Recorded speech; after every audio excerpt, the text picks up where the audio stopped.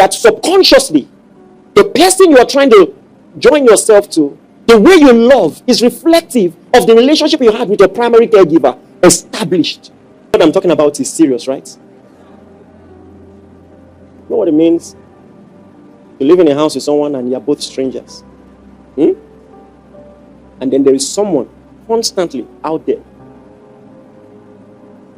always giving you a listening ear. Always giving you a listening ear.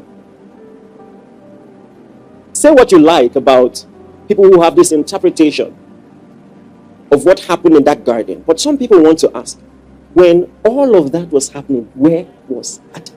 Where were you? They don't use Reese, call your babe.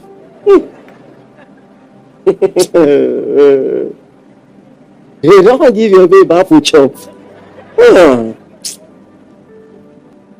Oneness. But now the problem is, a lot of people cannot even achieve oneness if they tried. They don't know what that is. There is something about oneness that scares them. Have you ever seen friends that when you try to get close to, they got afraid and they ran away? Accountability and vulnerability scares them. Have you ever seen someone that genuine kindness seems suspicious to? What do you want? So, the strategy of the devil is to damage people so much that the adhesive that is supposed to join them to someone is already gone. The cares of this world has so damaged them. They don't know how to do it. Because listen to this. Oh my God, the Bible. Look at God's order. Verse 24. Verse 24. He says, therefore, you see, there is something that precedes the relationship between a man and his wife. We almost always ignore it. This is not the first relationship that you're going to have. And the relationship I'm about to bring to your attention will determine how much of a success you will be in a marriage. He says, therefore, a man shall leave his father and mother and be joined to his wife. As if to let you know that if that relationship between you and your parents went bad, it will become difficult. What I am telling you is well established in psychology. That subconsciously, the person you are trying to join yourself to, the way you love is reflective of the relationship you had with your primary caregiver established. Why do you think that some ladies, they jump from one abuser to another? Abuser. Sometimes we say it's a spiritual thing. And men, a few times we are not wrong. But there is a pattern. There's something called the Stockholm Syndrome, for instance. That when you had a father that you could never please and always verbally abused you, you tend to see an abuser, you tend to see your father in that abuser, and you are drawn to the person because this is your chance to finally prove to your dad that you are deserving of love. And even if that relationship ends, you look for someone again. Daddy issues is a real thing. I've seen it with my eyes. It's a real thing. There are so many beautiful ladies who don't know they are beautiful. There are so many intelligent ladies. You just wonder, what are you looking for? Because someone has just cut them to sizes, taking away their self-confidence. For some, it will take a miracle. A miracle. He will leave his father and mother and be joined. You know something else that is established in history, in psychology, that, you see, oh my God, there's something very wrong in our culture. Our culture will not allow you practice engineering without going to school, but will allow you practice marriage without any education. I've seen people who don't deserve the children they have. They don't deserve the children they have. I counsel people regularly. If you hear the things people have gone through, you won't wish it for your worst enemy. And think about it.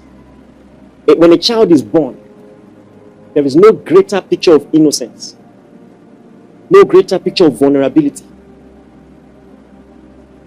But as time goes on, if the parents are not there, the child has to develop coping mechanisms and has to get used to the fact that this person I depend on will not always show up.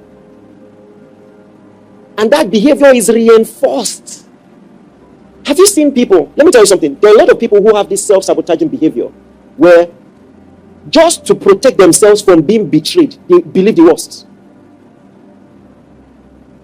So now, the relationship has just started. They're already saying, I know you will disappoint me. You will eventually break my heart.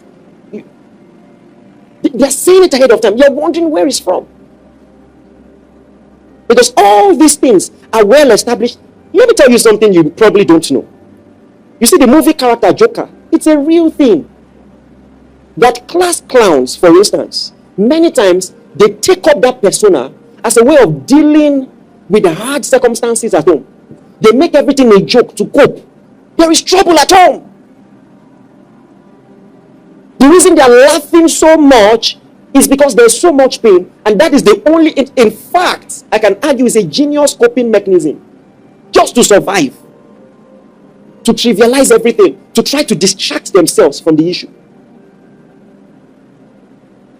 And now, such a person struggles to commit.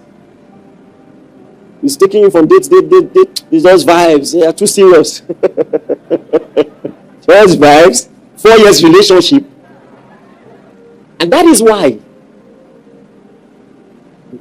You see, healing is important. It is. It is. And sometimes we don't even know how to heal. You know, sometimes in church, we like to address the pain because there's something soothing, it's uncomfortably soothing to just talk about it and to cry about it. Well, what is the way out? What is the way out? Every bad relationship in the past can be repaired with good, secure ones in the future. It is a fact spiritually and in psychology. The same way somebody taught you to hate, taught you to be pessimistic, taught you to expect disappointment. Listen, when you, oh my God, of the many things to gain in Christ is brothers and sisters and fathers and mothers. Are you getting what I'm saying? And so, in church, allow people love you.